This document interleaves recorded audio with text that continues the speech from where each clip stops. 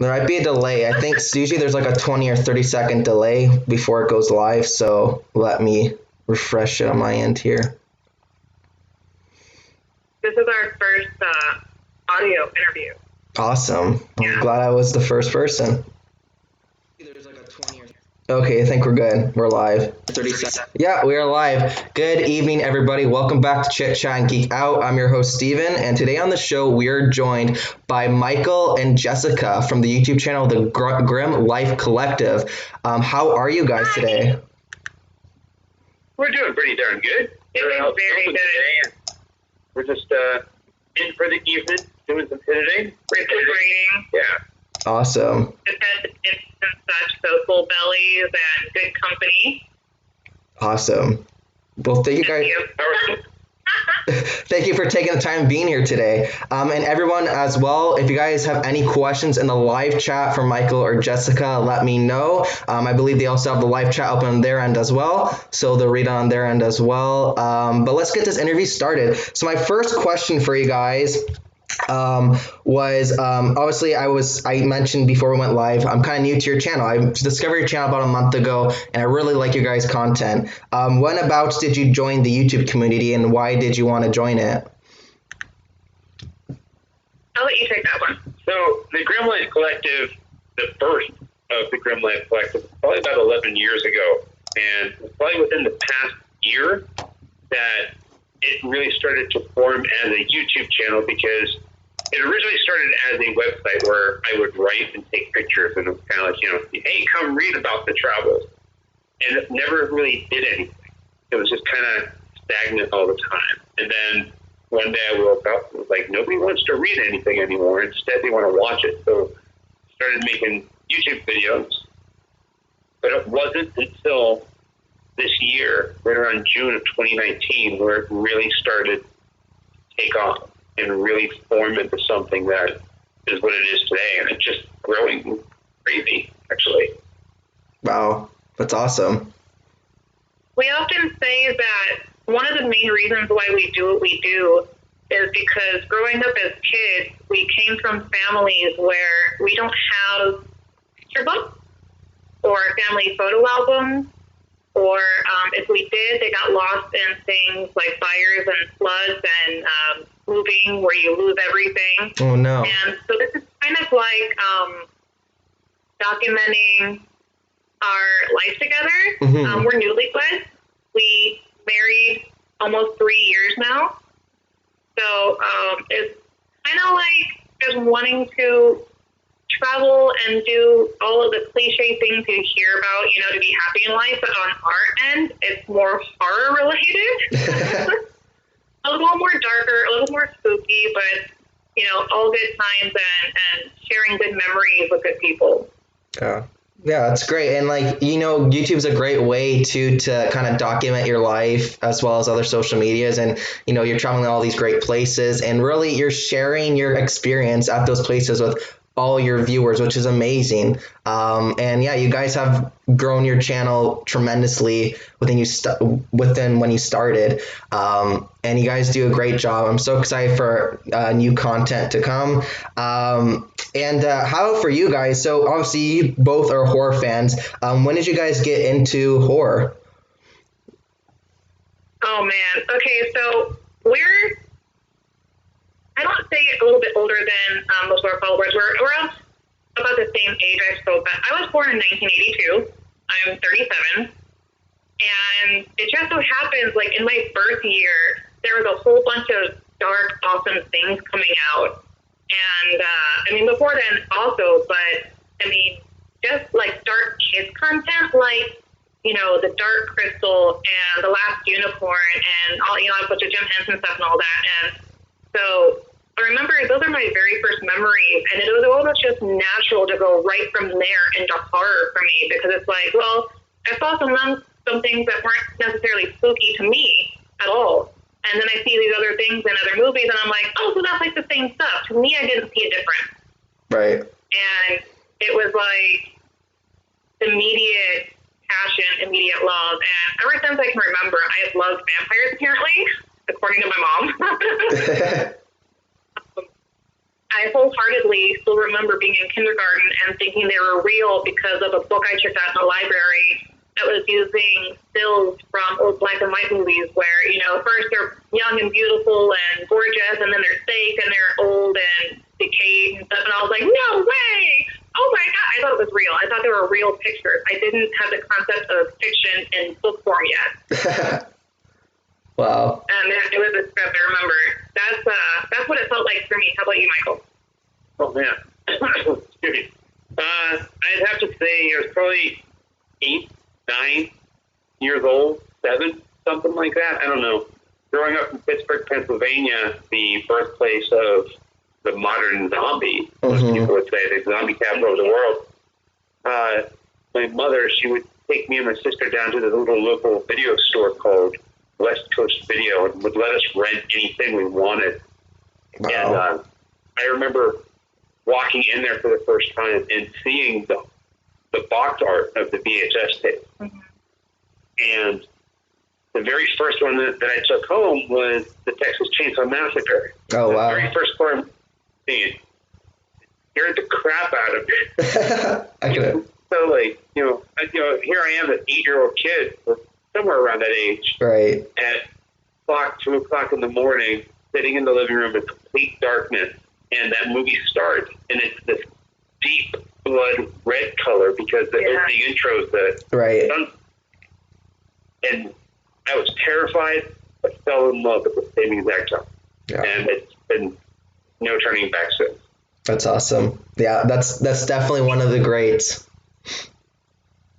I feel like if you grew up in horror, and that's one thing I wish that a lot of the new generation now is going to really miss out on is Friday night, you're in a Blockbuster or something, even after they switched to DVD and Blu-ray, hoping to God there is a box behind the display box, because it looks like there may be, but you go through touching every single one of them and they're out, but it's a whole wall that's out, and like that disappointment, but the joy of like finding that last copy, right, or asking them to check behind the desk, to drop off. Yes. See that read this one. Yeah, I would say that's one thing I'm really lucky to have had that experience, because I grew up, like, Blockbuster was open for most of my childhood, and I remember it was so sad that when they were closed, because I used to love going there. And I streaming is convenient, but it doesn't have the same effect, because as you said, like, you looked forward to going to the video store and picking that video out, and then I mean, I'm a collector myself, so I like having physical copies of, like, media forms, either like it's music, movies, books, but yeah, I don't know, it's kind of sad, but I mean, it's the way that the world is now, but I guess you just have to embrace that you had the chance to do that when it existed. I mean, the modern technology is astounding. Some of the content we're getting in films that they can do justice to nowadays, don't get me wrong, I'm blown away every day, every year by amazing movies that are coming out, and you're like, oh my God, that was the most beautiful thing I've seen, and then, the next year they top that, but it's like, back in Blockbuster days, it was like a date night, and if you weren't with someone, you did it with your friends, or it was like a date night with yourself. You went to the movie store and you got some candy and you got a snack, and you got a little treat for yourself, and just hanging out in the horror section, and for me, the foreign section as well. You're always like, okay, I've seen all this, where's something new? Gimme. I remember there was a lot of foreign horror you found that way, just like obscurely. Oh, of course. And I remember there was because I don't know if you guys ever seen it before, but it's called Boogeyman, the Killer Compilation by Flixmix. My dad brought that home to me on VHS, and we started watching it, and he ended up throwing it out because he thought it was a bad influence on me. But I remember that VHS tape so vividly, because that kind of took me through the path of viewing different horror movies. And later on, my mom's born on Halloween, and I'm born on the 27th of October. So we kind of share the spooky season. And I grew up watching all the Universal monsters and the Munsters and Abbott Costello Meet Frankenstein, all that fun stuff. So, I was kind of brought into it, but what's it called? Yeah, I mean, I don't know what the point of me saying this was, but I guess, yeah, you're just talking about like, we're talking about Blockbuster and all that stuff. So it's like, it's kind of sad because we never bring home any movies anymore, but it's okay. We can still buy them and stream them. So it all works out good. Yeah, and that's the beauty of it is I actually don't know that series, but like when stuff is in VHS or DVD, you can find some really weird stuff that just, you're not going to find a lot of streaming sites anymore. Yeah. Shudder is really good though. Back in VHS days, there's things that you would find on VHS that never made it to DVD, which in turn never made it to Blu-ray or anything. One of the things I became obsessed with was finding on VHS were all the faces and traces of death series. Oh yeah. And nobody talks about them anymore. But at the same exact time, as nostalgic as it can be, because we don't have that anymore, and because we live in a land where everything's digital and streaming, it's opened up the world for YouTube. Right. And even though we're horror or blood, guts, and gore, or nobody's going, let's go out and rent the Grimm-Life Collective.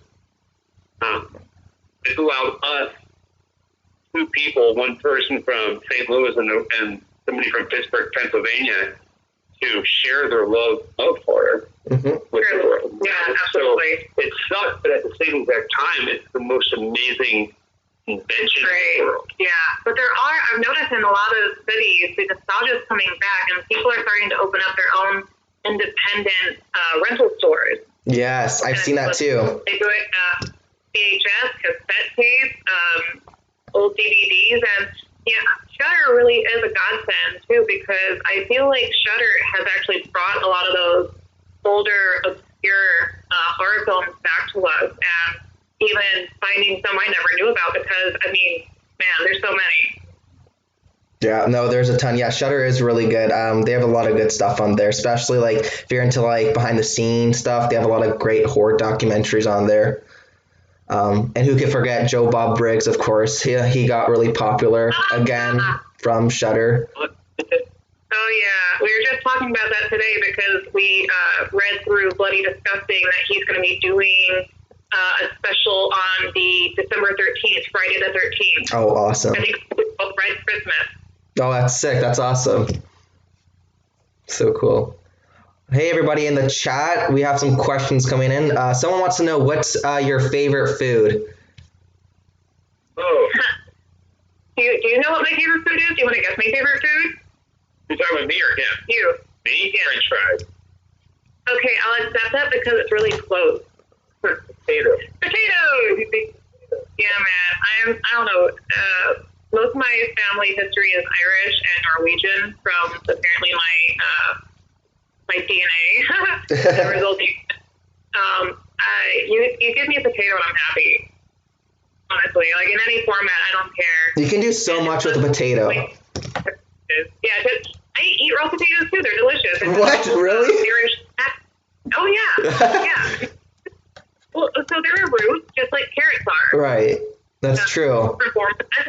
Carrots are more solid than a potato is, and it's really good, actually. I'll have to try that. Peel it first. Some people forget to. That's what it's like skin, but some people have, and they're like, "Oh, that's disgusting." I'm like, "Well, you had to peel it first, though." Right. And really something is, if you do it, a lot of people will sprinkle it in different types of salt, and the most common one is seasoning salt. Okay, yeah. No, I have a weird family in it. No. Yeah, those are good. That's a good choice. You literally can do. I even said before, if there's I said before because someone asked me what I would eat for the rest of my life, and I said probably as I said, I think I said potatoes too, because you can do so much with potatoes, and it's insane actually. Mashed potatoes. deadly golden chip. Yeah. There's a lot you can do. And if you have the right herbs and seasonings, you're good to go. Let's see here. My next, what's that? I think my favorite food is cookies. Cookies, yeah. I was going to say cauliflower for you. What? You love cauliflower. You're always talking about it. I love cauliflower. Or red crab. Michael, do you like fried cauliflower with like egg and breadcrumbs? Oh, God, what? No. No? If it crunches, I'll eat it. Okay, gotcha. I absolutely hate, and believe it or not, I have a fear of eating hard food. Really? Super crunchy. I will not eat anything that I have to bite into. Like an apple, I will never eat an apple. Right. Just by biting ever. Well, it's actually kind of funny because that actually kind of brings me to another question. Because another question I had for you guys was your biggest fears. Oh, okay. Well, that kind of is one of your biggest ones. But I have two. I didn't realize this because of recent nightmares. Biting into hard food. Yeah. And this is going to sound sappy as sappy can be, but losing you. It's, he ain't lying because I don't think I'm dishing out secrets. I think I've talked about this before, but Michael suffers from night terrors. Okay. It's where when you go to sleep at night, almost every one of your dreams is nightmare to like the highest level. Right. It's like how do I explain this? I once called him an aggressive sleeper because like you react really physically when you have these kinds of nightmares. I don't know what my biggest fear is. Honestly, it's probably loneliness, to be honest with you. Like being forgotten, and like dying or having a heart attack when I'm old and like nobody knowing my body just decays there for 2 weeks and bloats and stinks and no one finds me. Right. Oh, the new one. And like losing you. Like I can't imagine my life without Michael now that I found him. And so it's like different categories of fears, Mm-hmm. I think all of us at some point we are afraid of being alone. Yeah. But if I have to say like a fear outside of loneliness, height, falling.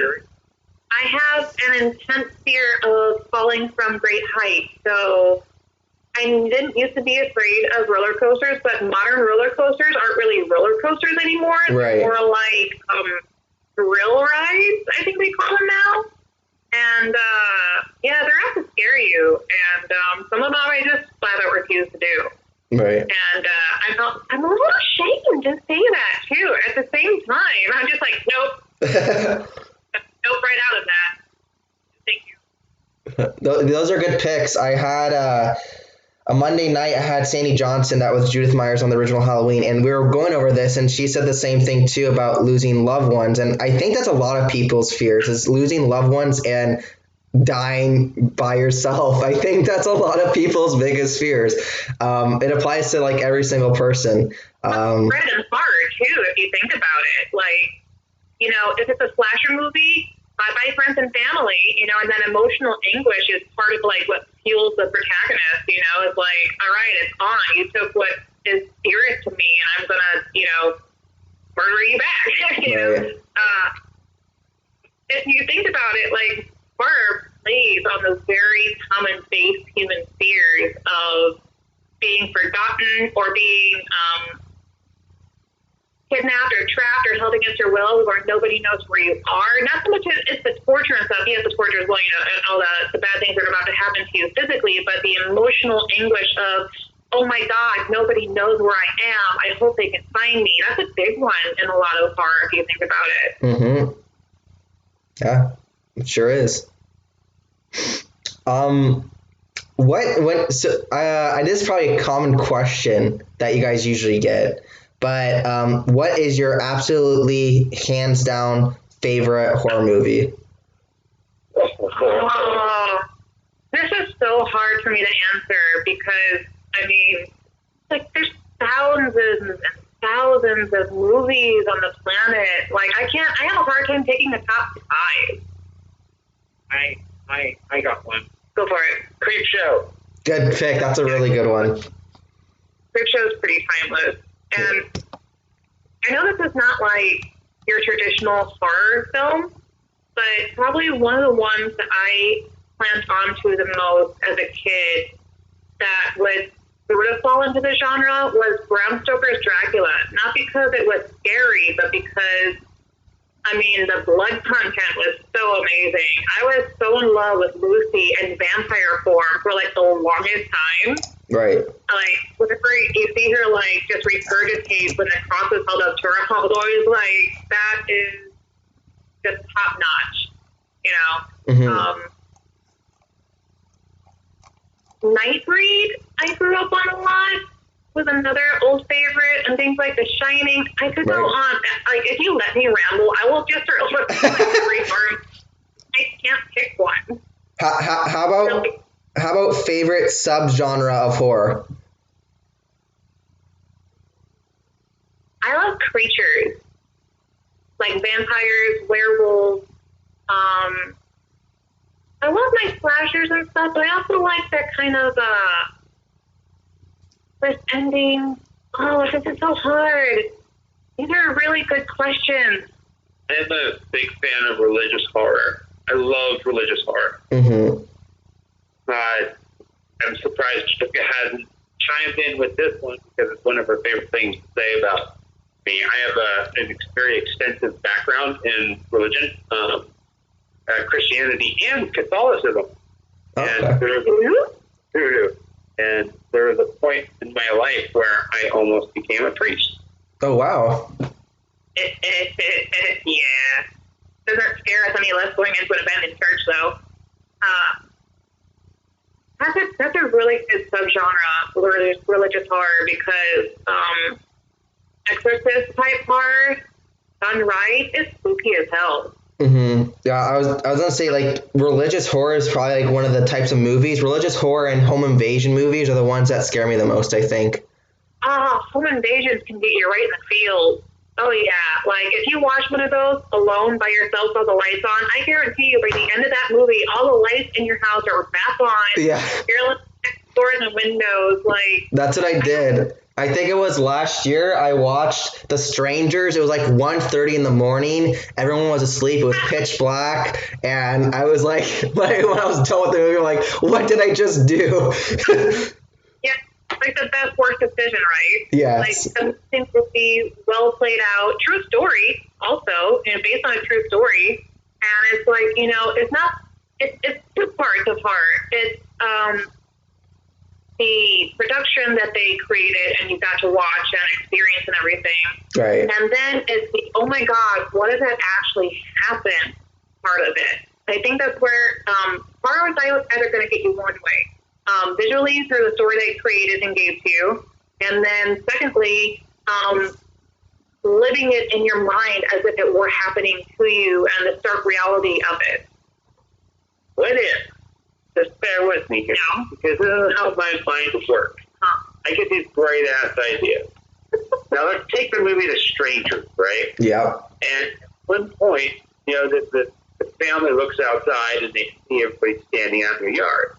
But what if we flip it around? The family was like, you know what? No. And then all of a sudden, next scene, they show up behind the strangers going, what you guys doing? And now the strangers have become the strangers. And wait, yes, exactly. Reverse stranger. Reverse home invasion. Oh my God. Like, how screwed up do you have to be to freak out somebody who's already screwed up? Right. Have you guys seen? Did you guys see the second one yet? Part comedy. What's that? Have you guys seen Strangers Pray at Night? No, I haven't seen that one yet. That's like it's not a sequel, it's just an addition to the story. Yeah, it was okay. I heard it was like it was okay, yeah, like you said. But I try not to go on most other people's viewings on something because something they loved, I'm going to hate. or Right. something they hated I love. So Mhm. I'm definitely going to give it a shot, but it's on a growing list of things I haven't gotten around to seeing yet Right. because some stuff keeps coming out. Yeah, of course. Hey, everybody in the live chat, we got some locals. We got someone here from Ontario, Canada, and someone from Toronto. So those are locals for me. How are you guys? Hello. That's awesome. If you guys have any questions, though, for Jessica or Michael, start leaving in the live chat. Besides horror, what's your favorite type of movie genre? Oh, Oh man. Jessica is a major sci-fi nerd. She loves her sci-fi. Yeah. More specifically, Deep Space Nine, But Star Trek. yeah, okay. I'm a Trekkie. Also, it's true, and I'm not ashamed. I'm very proud. But I love Star Wars too. So like, some people will say sci-fi, but some people will say fantasy sci-fi. So I feel is more accurate to me because I love the mixture of the two. I love a good fantasy. I love a good sci-fi, and there's a really only the three that I watch is sci-fi, fantasy, or horror. I hate chick flicks. I don't dig it. Okay, and Disney's, but I mean, I kind of put that in its own category by itself that I think everybody watches. But Right. yeah, I'm a big nerd. That's okay. A big nerd.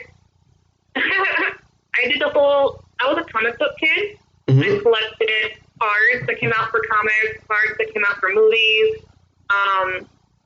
If I could collect it, I probably did. I was one of those kids that was like going down to my local comic book shop probably once a week. I didn't care for the stuff that came out. I wanted like the horror comics, stuff like that, you know. Awesome. If I found something cool on vampires, I was like, yes. I was apparently really into vampires my whole life. Like they almost ruled everything from my adolescence. Awesome. How about you, Michael? I would have to say, if I were to go with a favorite genre outside of horror, no, not cops. No, I mean, documentaries are always good, you know what I mean? But I like a good Western, Oh, that is so true. And that I just don't meet you there. which is fine. Which is okay. I let him watch it anyway. Like, both the Leone films, like spaghetti westerns and Clint Eastwood and stuff Right. like that, I'm sucker for that. But I grew up watching that. Like, my dad and my dad and my grandfather would always be watching old westerns or late night Doctor Who. Okay, fair. Yeah. So that's where all that stuff comes from. Yeah. Nice. And I was never subjected to Doctor Who until actually into my adult years. And I grew up watching Star Trek with my dad. Wow. Yep, so we're both the products of our families and just giant nerds. Yeah, I think that's how it kind of gets started. Yeah, a lot of it really is like hand-me-down interest almost. And, Right. that's a blessing because I know there's plenty of people out there who don't find similar interests with their parents that they can enjoy things like that with. And honestly, I feel very blessed to have had that. Right. That's awesome. Someone in the chat, they are asking, what are Michael and Jessica's favorite bands? Alive or dead? I feel those are both two really good questions. Oh man, okay, I'm gonna spit this one out because of kind of recent experiences. But one of the ones that two bands that I really keep coming back to that will always, I think, be forever in my heart. One is Type O Negative, and the other is Depeche Mode. Nice. Like I will never not listen to every single album, Mhm. all songs from start to finish, and I can play them all the time. It's content that I never get tired of. Yeah. How about you, Michael? Yeah, Depeche Mode's pretty good. Oh man, okay. So There's so many. I'm gonna go with 5. Elvis Presley, Oh, good one. Tom Waits, Oh, good one. Dr. Hook and the Medicine Show,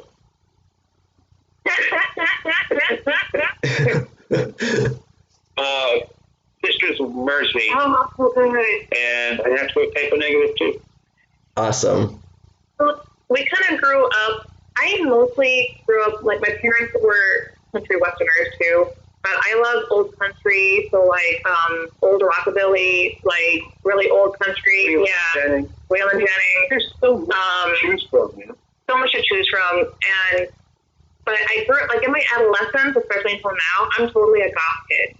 Right. Like, I'm a mixture of like rockabilly and goth, just intermixed, and I love industrial a lot. Mm-hmm. I listen to metal. I listen to pretty much everything except I have one category, maybe a category and a half that I don't listen to, and that's goth, because I can just never tolerate it. Right. And I'm not very fond of punk, Gotcha. which I know it has a lot of roots for a lot of the music I listen to, but never a big fan of punk and ska. Everything else, I'm really an open circuit to listening to. I guarantee you, if you gave me an artist, any artist out there in the world, I could probably at least find one song that I would just fall in love with. Oh, of course. Yeah, I think music is very universal. Like, I try to listen to as many types as I can. There's gonna be some that you don't like, obviously, but I mean, everything's kind of worth a shot. But those are good picks. If you think about it, a lot of music that's used in films, even horror films, right, is that wouldn't necessarily be in your palette, but it was definitely, like, a snippet of it was phenomenal to a theme. Right. So, like, you must keep your taste open, just because, I don't know, it's almost like narrating your life, right? Like, yeah, man, this would be a really great song to, like, if this was playing while that happened, epic. Do you guys have a what do you call it, like a what if you could choose, what's your anthem?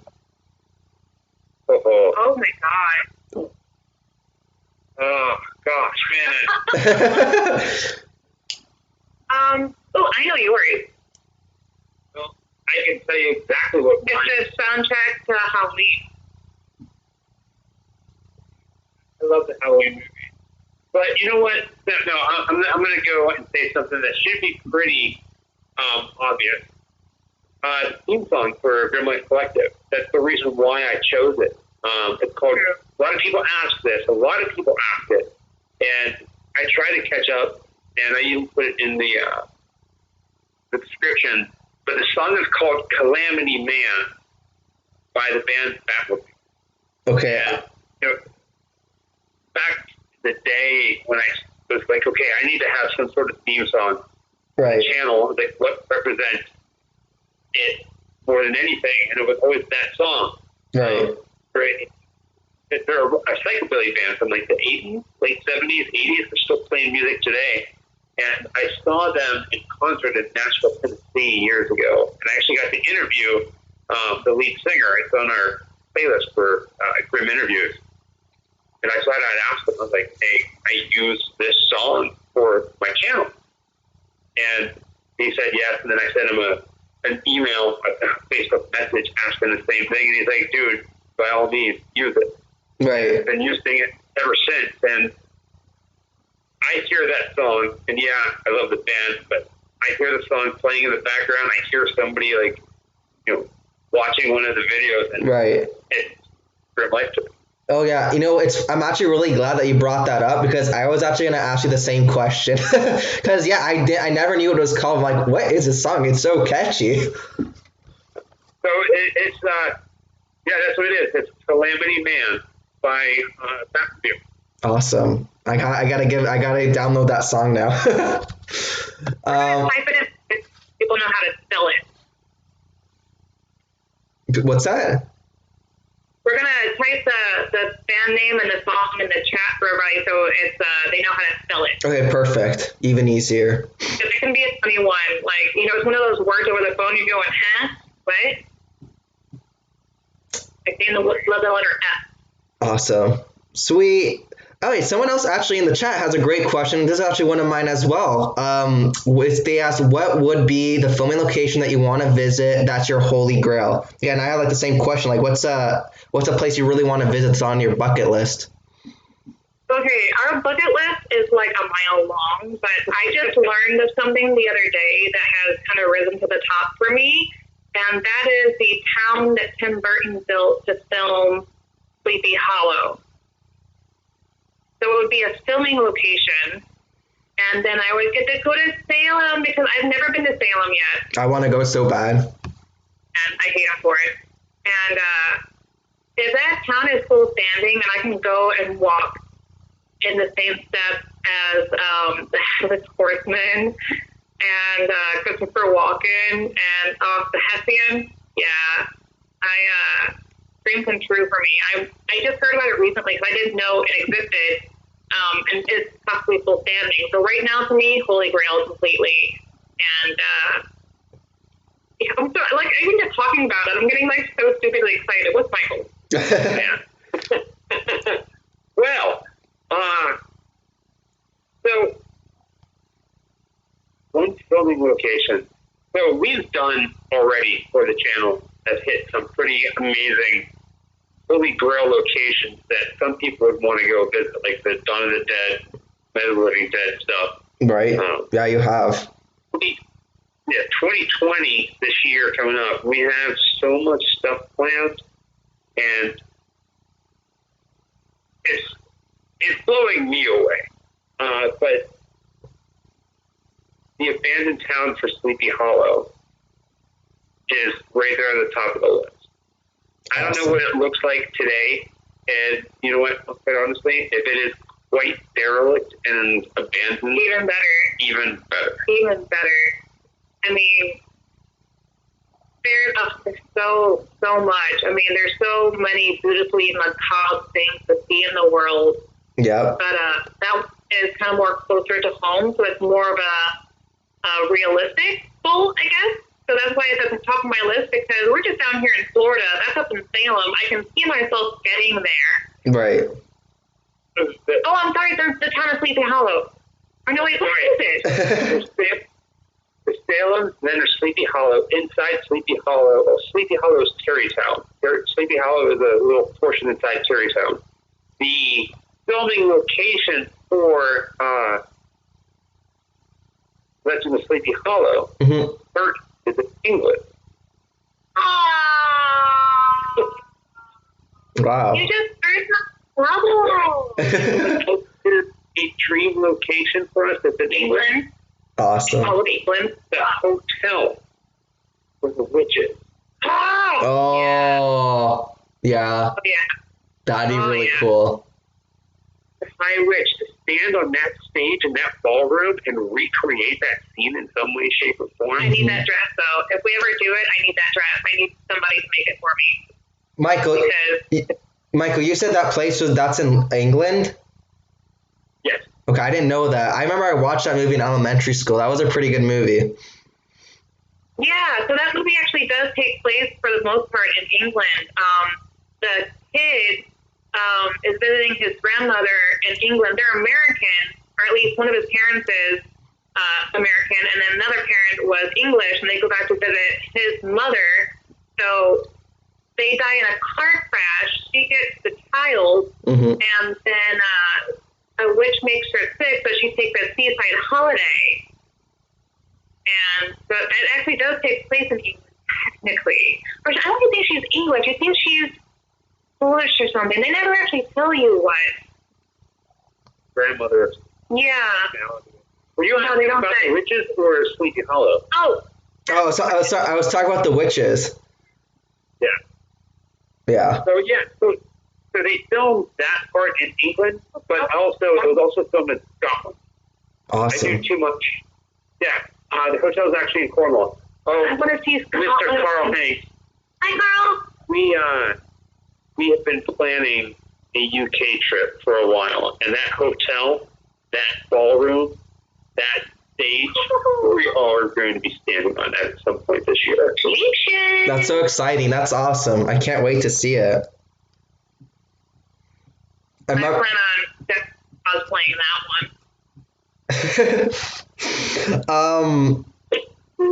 Well, do you have any other things that you can say that's in the works? I know, I know you just opened your online store. Is there any, upcoming things, anything you want to plug for the show? So we are going to be at Texas Frightmare May 1st through the 3rd in Dallas, Texas. We're going to be, both of us are going to be down there covering the event for press, as well as filming in the Dallas and Austin area for about a week. And we are in talks right now for going out to Los Angeles for about a week. Awesome. Those places I have not been to yet, so I am stupidly excited. And Michael plans a really minute-by-minute curriculum of how things are supposed to go down. And he always surprises me with stuff like, I'll wake up on any given day and I just go, okay, where are we going? What are we filming? And I'll forget throughout the day because we'll fit so much into a 24-hour period that I'm just kind of like, where are we at? What are we doing? What happened here? Wait, so you said you've never been to LA yet? I have not. Michael has been a bit more well-traveled than I have. We have also traveled a lot, but in different directions. Right. I haven't seen very much of the West Coast myself. I've been to Texas once, but I didn't get to explore it. Right. I don't think Now, I know you guys drive a lot. Do you drive, or do you ever just, I know what I was saying, you guys drive a lot, but do you guys ever fly, or do you guys just mainly just drive? we haven't yet, but Yeah, we haven't flown together. Usually, if we can, we like to drive because it helps. that way, flying is great. It gets you there quicker. Liquor is quicker, but candy's dandy. Candy's less than quicker. Right. But when you drive, you can stop pretty much anywhere Right. and film anything. So instead of stopping off at a rest stop, you can stop off and film someplace and get back in the car and go to your next stop. So for us, it's quite beneficial. And for me, driving is more relaxing. Yeah. Awesome. And it's a bit more offsetting with the cost because on top of airfare, you would always have to rent a car anyway. Yes. So you have Yeah. air flight or airfare on top of rental car, or just renting the car and getting to see the scenery along the way. Right. Road trips are great because it's a bonding experience for sure. And that's honestly, a lot of that is what we capture on film. Most of the things that we've shared, especially lately, have been road trips with each other. Right. Yeah. Flying is not cheap, that's for sure. But yeah, you'll have fun in LA. I went to LA in February of last year, and it's kind of overwhelming. I think I was there for 5 days. I got to visit some filming locations down there, like the Elm Street House and Halloween filming locations, but and I went to Universal Studios and Sony Studios, but there's so much to do down there. It's overwhelming, but you'll definitely have a good time. I'm excited for you. You'll enjoy yourself. Yeah, that's one of the places where you kind of have to pick and choose what you're going to see while you're in the city. You have to have a goal, because if you try to wander around, chances are you're going to miss something you really wanted to see and just kind of forgot about because the day swept you away. Mm-hmm. And that's why Michael's so good at planning, because he's like, okay, no, we need to see this, and we need to see this. Sometimes whatever happens in between, whatever, but point A, point B, point C, and stuff like that. So when we head towards the city, we generally have a base plan of the important things, and are often surprised at finding other cool stuff. We would definitely love to see those two when we go to LA. We probably would, I would imagine. We're going to be doing a massive famous grave video. Cemetery! Yes, that's awesome. And it's almost going to play like a collage from hell of people who, in one way or another, have touched the horror industry. It's like so many great. Right. Homage to. Yeah, so many people to visit. They're just none of them living. Yeah. I went to one of them. I don't remember what it's called. You probably know, Michael. Which one is the cemetery with is it Heather Rookie from Poltergeist? Which one's she at? I went to go. Dominique Dunn. I'll look it up, because I went to go to, and when I went in LA, I went to visit the little girl from Poltergeist, Heather O'Rookie.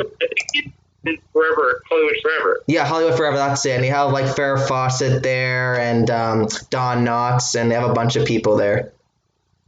So funny you say that because I was just watching Logan's Run last night, and it's one of those things where you're like, oh yeah, Sarah Snow was in this. I completely forgot she was in this. And I just out of nowhere was like, is she still alive?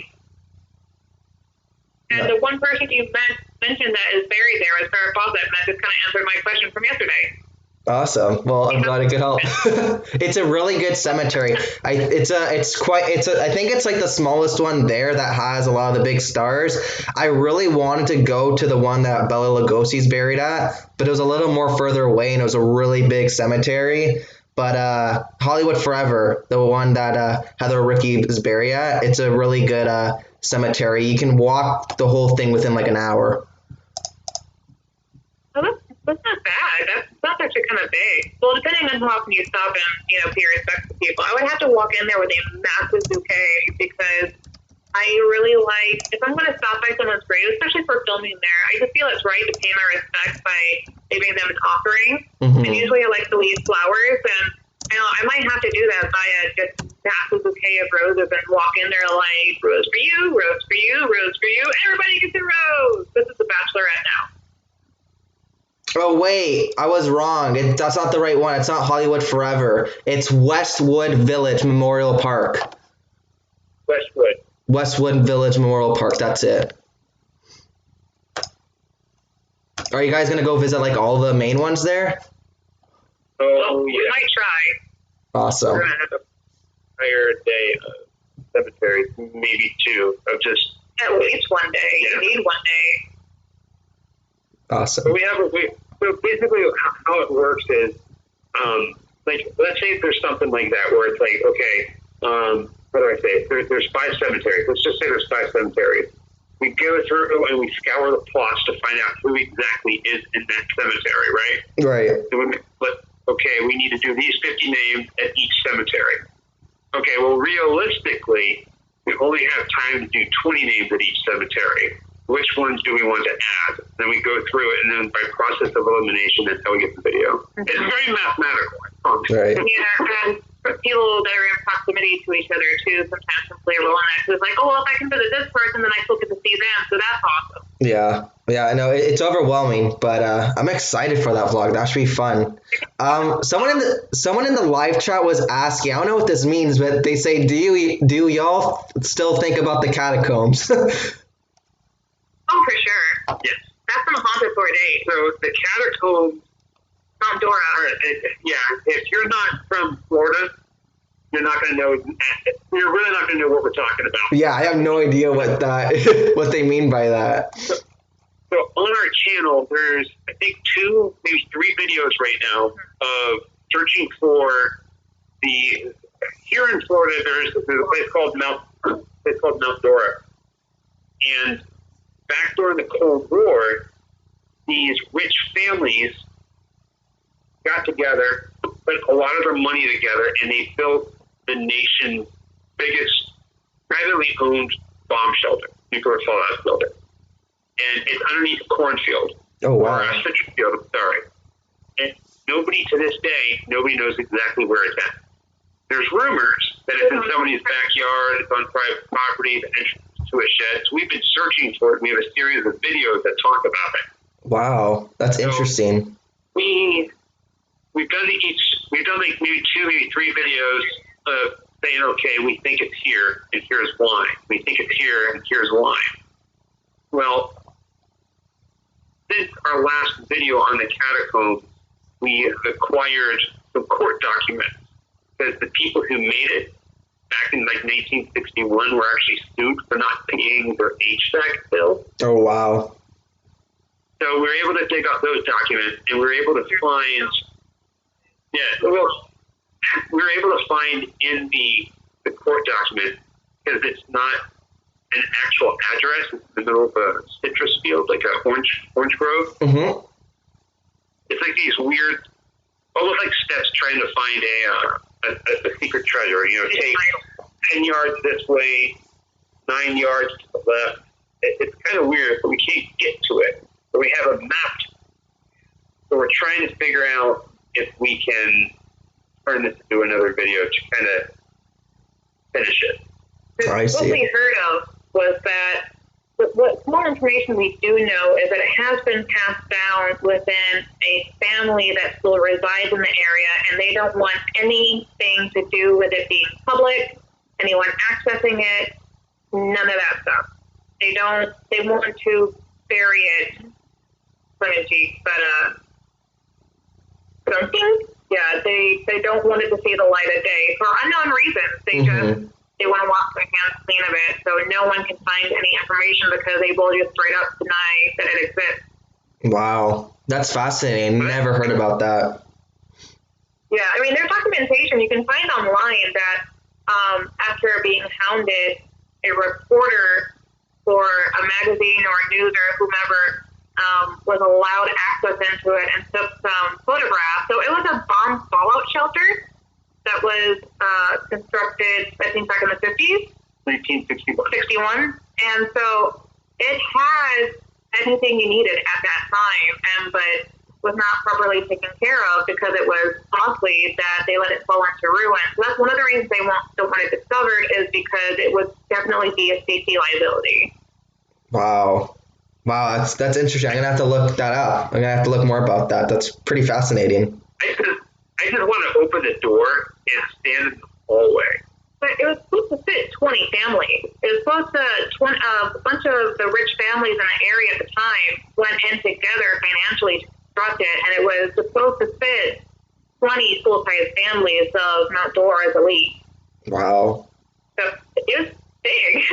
It's massive. Wow. All that stuff. Yeah, I think did it have a basketball court, or was it had its own basketball court or a tennis court, I think it was. Oh my. It sounds like they're having a good time. Right, yeah, but it wasn't taken care of, so it got flooded and things like that, and they turned off the generator. And what happened was, like, even after the Cold War came and went, the families were still paying for it. Yeah, we're still required for like a yearly due.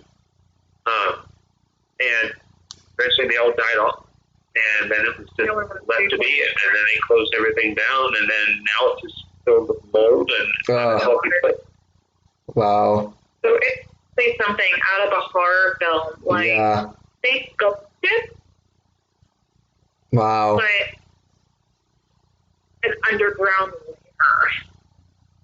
Yeah, it's kind of creepy. Creepy and fascinating. For sure. Yeah, it is. Our interest. Yeah. Wow. I have two more questions for you guys, and then we'll start ending it off here. Okay. Question for you guys was, I know you attended your first horror convention this year, right? That was Spooky Empire? Yeah. All right. Together anyway, yeah. Awesome. I still want to check that out. But what's your favorite things to do in the fall time that you do like every year? Cornfields. A good corn maze is where it's at. Great. But there's your typical traditions for Halloween and such. I'm obsessed, and I mean obsessed, with pumpkins. They decorate everything all year long, especially jack-o'-lanterns. I go crazy for it. So for me, it's like pumpkin patches, carving a pumpkin, cornfield mazes, haunted houses are a definite, especially for your local ones, because there's a lot of work that goes into even the smallest of haunted houses. I would say that those are like the holy grail of my fall experience.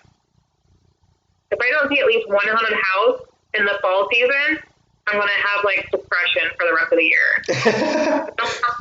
It's going to be the same thing. It's like, if I don't take a pumpkin, go to a corn maze, and like go to a haunted house, those three things absolute, I will not have a good year. Wow. Yeah, no, there's always good to go to haunts. I try to go to haunts every year whenever I can, because I'm like, I'm going to have to wait till next year again. So I might as well do what I can now. Yeah, and that's the great thing about some of the things that are popping up across the states here especially. There's one right here in Orlando, Florida. It is a haunted house that is open all year long. What's it called? It's called Mortem Manor. Okay, I think I might have heard of that. Now, we did a video on it, but you can't film inside. Mm-hmm. And Oh my God. The things I would love to tell you, and I don't know if I'm allowed to divulge what's inside, like their secrets, but I screamed a handful of times. I was genuinely caught off guard, didn't see it coming, and then I had a really good scream for being terrified. And that is a really hard thing to do with me because we both have worked in several haunted houses over our years. Right. And living horror and everything, you think that you're seasoned to it. You think you're not going to get hit. And then, when done right, they even had these little 5-minute horror houses, or haunted houses, and they had a staff that had like 2 people, and they got me every time. Wow. Yeah, so even the smallest, well-done place can be a really great experience. But this one down here is open all year long, and I never get tired of going. It's called Mortem Manor, and it's in Old Town, Florida. Awesome. Very cool. There's a good, I'm sure you guys have Netflix. There's a good documentary on there that's about haunt. I don't remember what it's called now. I think it's like called The Act of Haunt or something. What's it called? I think I have this. I put a lot of stuff on there and save it for when we're both not passing out due to being tired. And I think that's what I'm talking about, though. Yeah, it's called Haunters: The Art of Scare. Haunters: The Art of Scare. Yeah, that was a good documentary. It was. Yeah.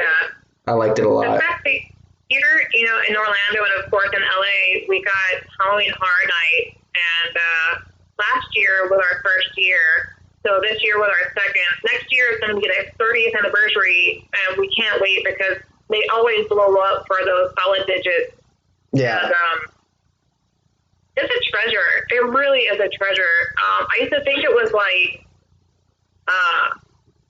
over glorified kind of until I went there, and then I was like, okay, I eat every negative word I've ever said about Halloween Horror Nights because this is like a godsend to anyone in the horror community. I've been wanting to go probably for like the last 5 years. I want to go so bad because obviously like Florida's probably like closer to me than California is. It is closer.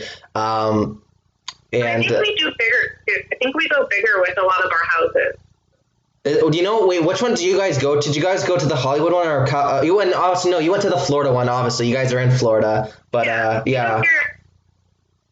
But from what we've heard, we haven't gone to the one out in California before. But the feedback that we've heard from people who do both is that we actually do get more out here in Orlando because we have a larger park than we get out in California. Yeah, I was actually just about to say that. Yeah, because they have more property in Florida.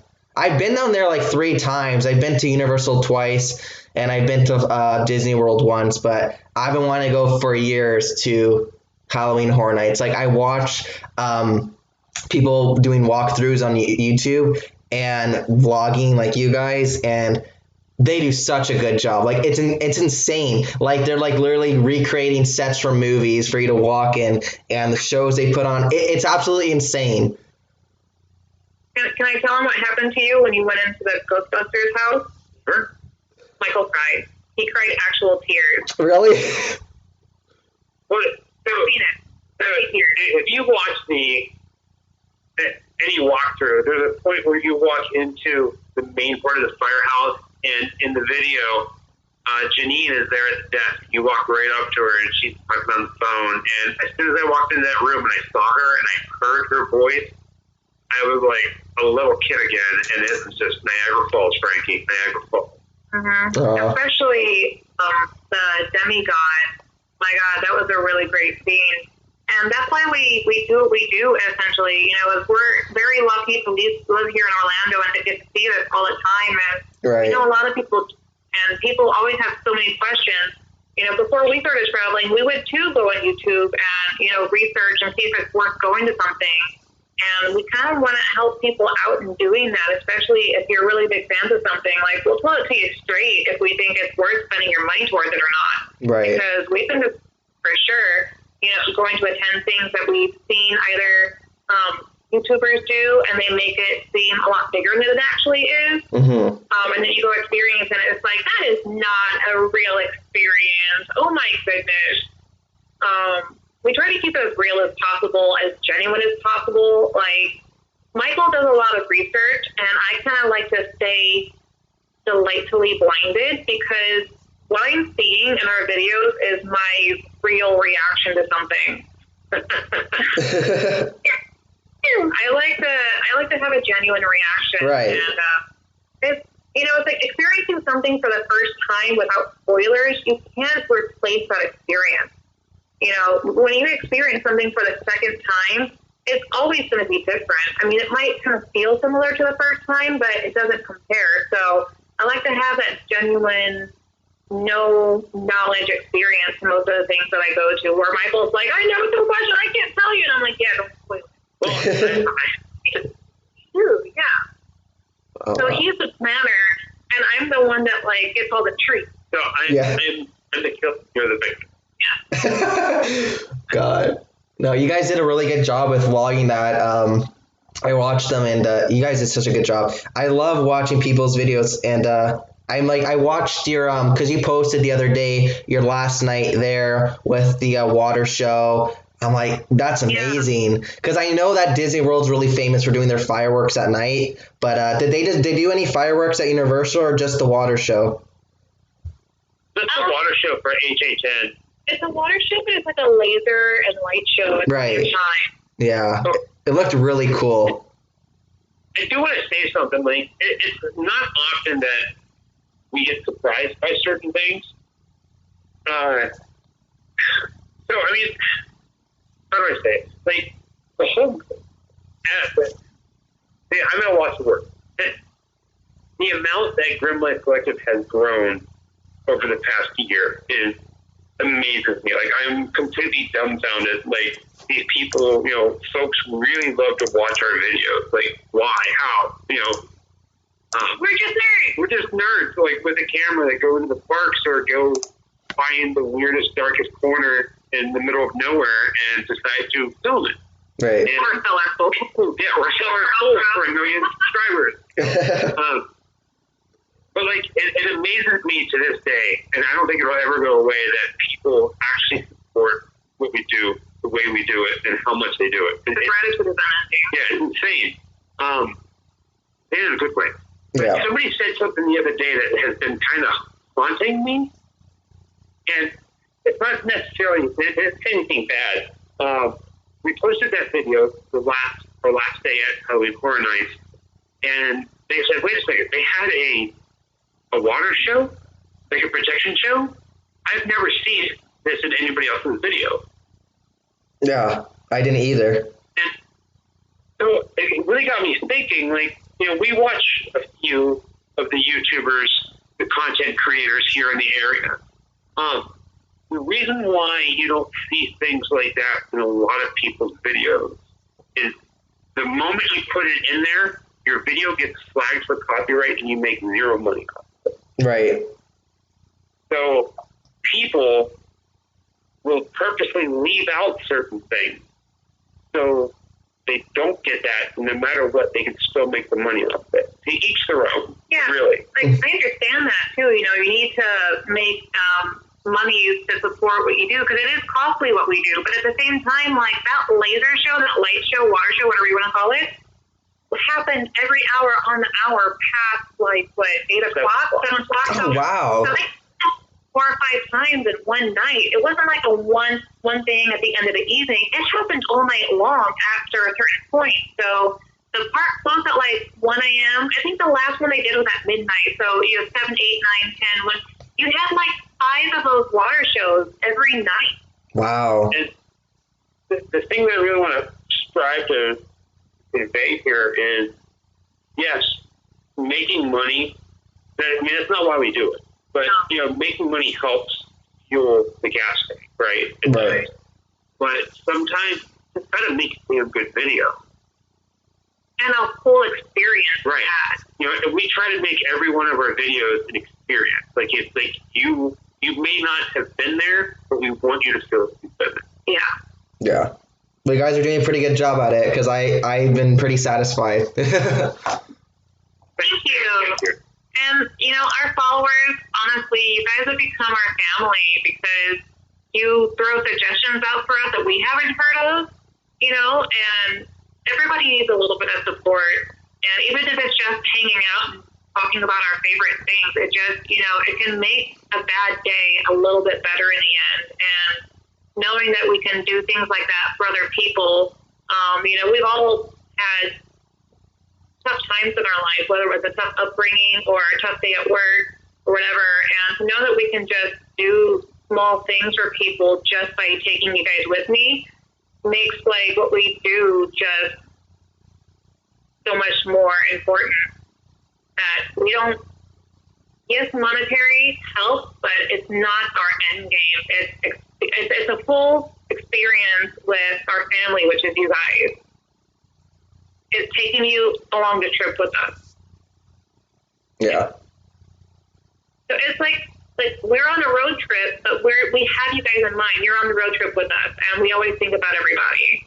That's awesome. Like, something that Michael might not want to film because it seems like a small detail. I'm like, no, put that in because that's cool. Like, I'm excited for it. You gotta do it. Don't miss it. And he's like, really? That's such a small thing? And I'm like, please. Because if I'm excited about it, I'm like, I would think that is so cool if I came here by myself and nobody filmed it, and I'd be sad if we, so certain things happen just like that. Like, I really do think about, feeling a little sad if I don't film something or include something because I thought it was, the smallest detail but so cool, Right. we don't have to do that, but we do because it's like, look, you could see this too, or whatever. Yeah. Of course. Yeah, I mean, I want to thank you guys first of all because, I came across your channel maybe, as I said, a month ago, and I've been kind of hooked onto watching your guys' content, and it's just amazing that you guys do this. I think it's pretty amazing, and not a lot of people get to do what you guys do, constantly traveling, and so I think it's awesome that you're vlogging your experience and your journey and all these stories and posting them up for everyone to watch, for those who can't make it out there and just to kind of experience it on a virtual screen.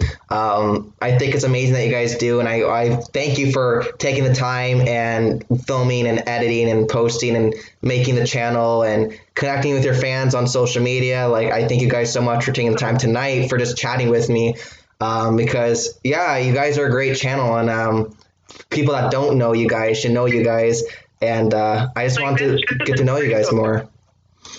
Yeah, and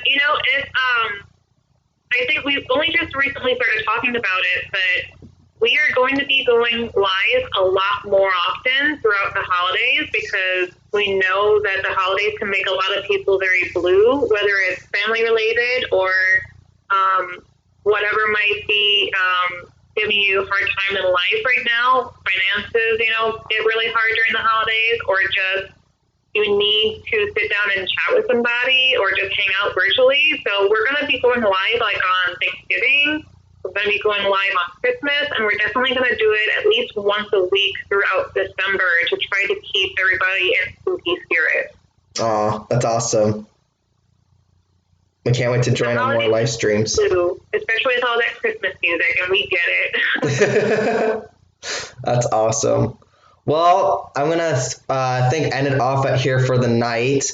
But I want to thank you guys so much, Michael and Jessica. You guys have been amazing guests on the show. I'm so happy that you guys we made this happen. I know it's kind of a rarity. You guys don't do this often. So thank you very much. And everyone in the chat, thank you everyone for stopping by and asking all your amazing fan questions. And if anybody is not yet subscribed to the Grimm-Life Collective, go check them out on YouTube. All the links are down below, as well as their social media. And is there anything else you guys like to say before we close off? Just thank you. Yeah, from the bottom of our hearts, thank you. Thank you, Stephen. Geek Out Cinema, you're doing an amazing job, and we're so happy to be able to join you tonight. Like I said, we don't get to do things like this very often, and we're just so really happy when we do. And thank you to everyone who tuned in. Thank you to all of our followers out there. We do this with you in mind, and you keep us going. Awesome.